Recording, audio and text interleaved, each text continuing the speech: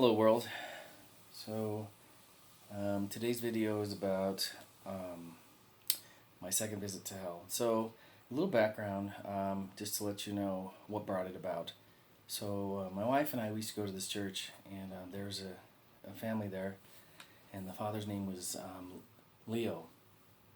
And so at some point one day the discussion was brought up about souls, soul sleep, and souls not burning in fire, for people who went to hell. So I'm not sure what faith they used to belong to, but that was prevalent in that faith. So anyway, we were having a discussion, and Leo says, where in the Bible does it say that soul sleep is not true? And I said, well, if you look in Revelation, it talks about all the souls at God's altar, all the martyrs. And he got like really close to my face, and he's like, "You have a good point." And so then anyway, basically at the end of the conversation, he said, "Well, why don't you ask God to show you in the Bible where soul sleep is wrong?" And I don't remember if he said about souls burning, but I did say, "Well, doesn't it talk about the wheat and the chaff and the one thrown in the fire?" And so anyway, that night I went to bed, and before I went to bed, I asked God to please show me where in the Bible soul sleep was wrong. And because they're a really sweet family, they're like Little House on the Prairie. The couple had three girls, and very nice, very nice. So anyway, that night I had something happen that I've never had happen, and so the Holy Spirit, it showed me what felt like for hours different things that happened in the Bible. And during this experience, I could not see. It was like I had a spiritual blindfold on, but I could hear the story, like when Jesus was alive, and the Holy Spirit was showing me all these different stories about how soul sleep was wrong, and I could see this. I couldn't see, but I could feel this spiritual battle going behind the scenes. So anyway, it's kind of technical, but that's what prompted it. It was his discussion. And so after that, after being shown about soul sleep, I was taken to another place. And when I was taken to this new place, the spiritual blindfold came off. And I could see again. So as I looked down, I saw a huge orgy. It was disgusting. It was just all these sexual scenes, and it was hypnotic. It was almost like a spell. It almost sucked me in, and I had to rip my eyes up. And I said, when I ripped my eyes up, I said, I don't want to see that. And so then from there, when you're in spirit, you don't walk. You don't have any recollection of hands or feet. You just kind of float like floating eyeballs. And so I started to move forward after the scene of looking down at that huge orgy. And out of my peripheral, I could see things like contorting. It was almost like seaweed in the ocean when the waves hit it. It's just these things just kind of going like this, and I could see them, and I really didn't know what they were, but they were kind of out of my peripheral. So as I moved forward, the scene changed again, and I saw two angels, two good angels. The reason I say they were good angels is they were wearing white. And so as the two angels were in front of me, on each of their outer hands, they had this huge silver spear. And so they were standing side by side, and on the outside, they each had the spear in their arm. And I looked at the one on the angel on the right, and I looked at the spear, and I thought, whoa, there's a lot of power in that weapon.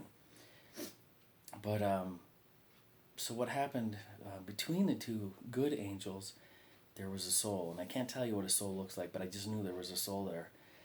And this bowl was above this soul's head, and this contents were poured down on the soul. And the soul started to burn in this like liquid fire from the contents of the bowl. So when this was happening, I realized, I had the thought, as this was happening, I was like, that person is burning in their sins.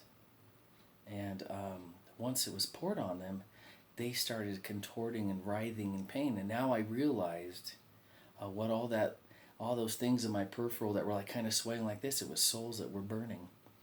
And so then from there, I moved away from there, and I didn't see the souls, but I think two of them kind of like approached me, and it was the strangest thing because they spoke in one voice, and they said, in life, we were police officers. And I said, in, in life, you were police officers? And they said, yes, in life. And I still don't know. I don't know why they came up and talked to me. Maybe it was a warning for other police officers. I have no idea. I know when I was younger, I had thought of becoming a police officer, but then I read a couple books written by police, and I decided I didn't want to do that. But I moved away from them, and as I was moving out of that whole area, I was thinking to myself, is this hell? And a voice from above said, this is the second time you've been in hell. And so that was it for that. And I just wanted to say that thank God that I could not see their faces. I do not like to see things suffer. And I think that would have been too much because I do love people when it comes down to the core of it. The world is crazy, but I hate to see anything suffer. So anyway, I guess the most important thing we can do in this life is to where we go after this life. And if it wasn't for that Father Leo asking me, sarcastically, I would have never had this experience. And it was really eye-opening. And I just wanted to share this. I know that life is tough, and there's addictions. The devil separates you with sin, and whether you're on drugs or alcohol or whatever the addiction, please don't give up on God. That's just give up on life, give up on yourself, but don't give up on God, because it really does matter, where we go after this life.